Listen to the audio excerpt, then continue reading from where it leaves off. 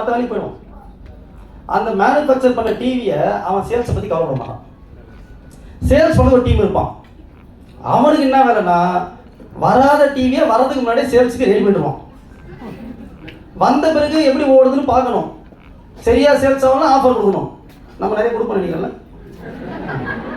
யாரெல்லாம் ஆஃபர் கொடுக்க ஒழுங்காக சேல்ஸ் பண்ணலன்னு அர்த்தம்.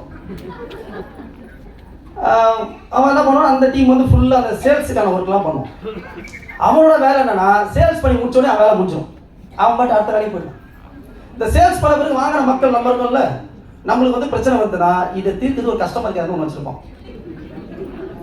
அந்த டீமோட வேலை என்னன்னா முடிஞ்சா சர்வீஸ் பண்ணுவோம், முடியலையா நீங்கள் தொடர்பு கொள்ளும் வாடிக்கையாளர் தற்சமயம் தொடர்பு எல்லைக்கு வெளியிலே இருக்கிறார் அப்படின்னுவோம். அதை ஸ்ட்ரெயிட்டாக சொல்ல மாட்டான்.